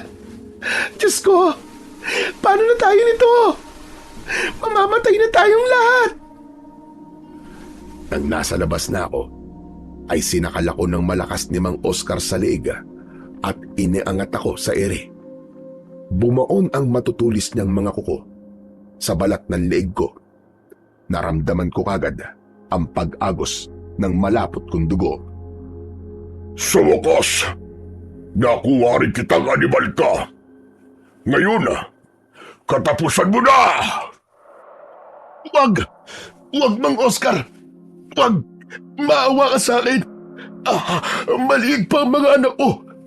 Paano sila kapag nawala ako? Ako nang ang inaasahan ng pamilya ko. Maawa ka! Wala akong pakialam sa pamilya mo, animal ka. Saka isusunod din namin silang lapain. Hindi uso ang maawa sa aming mga aswang. Wag! Wag, Mang Oscar, wag! Maawa ka! Iniangat ni Mang Oscar sa ere ang isang kamay nitong may matutulis at matatalas na mga kuko. Wawak-wakin na sana niya ang dibdib ko nang biglang may nag-aapoy na sulo na lumipad sa may likuran nito at nasapul ito sa likod. Biglang nagliyab ang likuran nito at nanginig ang buong katawan. Dahil naman dito ay nabitiwan ako ni Mang Oscar. Sinamantala ko naman yon para kunin ang nalaglag kong nagliliwanag na kwintas sa ilalim ng bus. Pagbaling ko ay nakita kong nakikipagrambulan na ang mga aswang sa isang grupo ng mga kalalakihang may dalang mga sulo. Malangis na mga latigo, matatalas na mga itak, palakol, sibat at kung ano-ano pang sandata ang dala nila. Isang bagay ang nagpamangha sa akin nang makita ko kung sino ang nangunguna sa kanila. Walang iba kundi ang matandang lalaki na nakita ko sa terminal ng bus na nakalaglag ng kwintas. Mga kasama, sige! Lipunin ang lahat ng mga aswang! Alam na natin ang kahinaan nila. Huwag ninyong hayaang mamatay ang mga dala ninyong sulo! Sabuyan niyo sila ng gas at silaban! Bawat isa pala sa kanila ay may mga dalang mga galon ng gaas. Nang marinig yun ng mga aswang, ay talaga namang natakot sila. Tinangka nilang magsitakas. Pero ang iba sa kanila ay nasabuyan pa rin ng gaas at nasilaban. Tumakbo silang nagliliyab ang mga katawan at umaatungal ng malakas dahil sa pagkapaso. Maging si Mang Oscar na nagliliyab na rin ng katawan ay nasabuyan din. Pero habang tumatakbo ito, ay pasigaw pa itong nagsasalita. Animal kang matanda ka! Ikaw rin, Jomar! Babalikan namin kayo! Hindi namin kayo titigilan! Pero sa kamalas-malasan ni Mang Oscar, hindi niya na nagawang makalayo pa. Sapagkat ng sandaling yon ay talagang nalalapnos na ang kanyang balat. Bigla na lang siyang natumba at nagkikikisay sa lupa habang umaatungal. Nilapitan ito ng matandang noon ay alam ko ng si Mang Popong na sinasabi ni Aling Mining na isang matinding antingero. Ikaw ang animal kang aswang ka! Sa lagay mong yan ngayon, huwag ka nang umasang mababalikan mo pa kami. Ngayon pa lang ay sisiguraduhin kong magiging abo ka. At kahit pa magiganti ang mga kalahi mo sa susunod, nakatitiyak akong madali na lang namin silang matatalo. Alam mo ba kung bakit? Dahil nalaman ko na sa pamamagitan ng medalyong ko ang kahinaan ninyo. Sa gabi ay takot kayo sa apoy at liwanag dahil mabubulag kayo sa mga ito sa katagalan. Hala mga kasama, sabuyan niyo pa ng gas ang demonyong ito! Umalingaw-ngaw ang nakakarinding pag-atungal ni Mang Oscar ng gabing yon habang patuloy na nasusunog. Ako naman ay nilapitan ko si Mang Popong. Nang makita naman ako nito, ay nakangiti at patango-tango akong sinalubong. Aha! Ikaw pala ang lalaking nakapulot ng makapangyarihang medalyong ko. Ngayon ay alam ko na kung bakit bigla na lang yung nahulog mula sa akin. Dahil ikaw pala ang susi para malaman ko ang matagal ko nang hinahanap na kahinaan ng mga aswang sa liblib na baryong ito. Sinagot ng Panginoong Diyos ang kahilingan ko sa pamamagitan mo. Tatang, kayo ho ba si Mang Popong? Oo, ako nga. At wala nang iba. Isa kong albularyo at isa ring magiting na antingero. Naku, salamat po't dumating kayo. Kung hindi po, malamang nalapa na po kami lahat ngayong gabi. Hinintay ko lang talaga ang pagkakataon na malaman ko kahinaan ng mga aswang dito. Nalaman ko yon sa pamamagitan niyang medalyong ko na nasa iyo. Ang driver mong aswang mismo ang nagkanulo sa sarili nilang sikreto. Iisaan ka sana niya, pero sila naman ang naisahan ng medalyon ko. Paulit-ulit akong nagpasalamat kay Mang Popong. Ang kwintas o medalyon niya ay isasauli ko sana, pero tinanggihan niya. Hindi na! Iyo na yan, iyo, simula ngayon. Itago mo yan. Simula ngayon, iyo, ay isa ka na ring antingero. Magiging magkatuwang tayong dalawa sa paglaban sa mga aswang sa susunod. Babalik tayo sa baryong ito para ubusin silang lahat. Gagawa na lang ako ng panibago kong medalyon. Seryoso po kayo, Tatang? Naku, maraming salamat po. Gusto ko po yan. Ang maging tagapagtanggol ng mga tao laban sa mga aswang. Nang gabing yun, matapos naming maitaboy ang mga aswang, ay binalikan na namin ang bus. Sakto namang pagbaling namin dito ay sumindi na ang mga ilaw ng bus na naayos na rin pala ni Patrick. Ang mga nakuha ng mga aswang mula sa bus ay nailigtas din ng mga kasamahan ni Mang Popong. Sa kabutihang palad ay walang isa man sa amin ang nalapa o napatay. Nasugatan ay meron at kabilang na ako ron, pero gagamutin daw kami ni Mang Popong. Sumakay kaming lahat sa bus kasama si Mang Popong, pati na ang mga kasamahan nitong mga kalalakian. Nang paandarin ko na ito at paharurutin ay tinangka pa ng ilang mga aswang na nagtatago lang pala sa paligid-ligid na habulin kami. Pero wala na silang nagawa pa. Halatang ayaw talaga nilang makatakas kami pagkat wala silang malalapa at mapagpepiesta ang mga laman at dugo. Sa gabing yon, isang katakot-takot na karansan ang mapaharap sa mga aswang. Talagang nakakakaba at nakakapanindig ng balahibo. Pero sa karanasan kong yun ay marami akong natutunan. Napakahalaga na may pananampalataya tayo sa Panginoon at palaging nagdarasal na iligtas tayo sa bawat sakuna o kapahamakang darating. Kung hihilingin natin sa Panginoong Diyos ang para sa ating kaligtasan, handa siyang maglaan ng maraming paraan hanggat taimtim tayong nananalangin sa Kanya at sumasampalataya sa Kanyang pangalan. Ang kasamaan ay tuso. Marunong silang magpanggap tulad na lamang ni Mang Oscar na aakalain mong isa lamang ordinaryong driver na pala kaibigan at madaldal. Yung pala ay may lihim na itinatago at balak na lagim na ihahasik pagsapit ng dilim. Napakamahalaga na maging alerto tayo palagi. Huwag basta-basta magtitiwala sa kabaitang ipinapakita sa atin ng mga nakakasalamuha natin, lalo na sa mga taong hindi pa natin lubos nakilala. At pinakamahalaga sa lahat, huwag na huwag tayong kakapit sa kasamaan. Sa kabutihan lang tayo kumapit. Dahil sa pagitan ng kabutihan at kasamaan, palaging ang kabutihan ang nananaig sa huli. Walang kasamaan ang totoong nagwawagi. Hanggang dito na lamang po ang aking kwento. At sana may napulot kayo na magandang aral.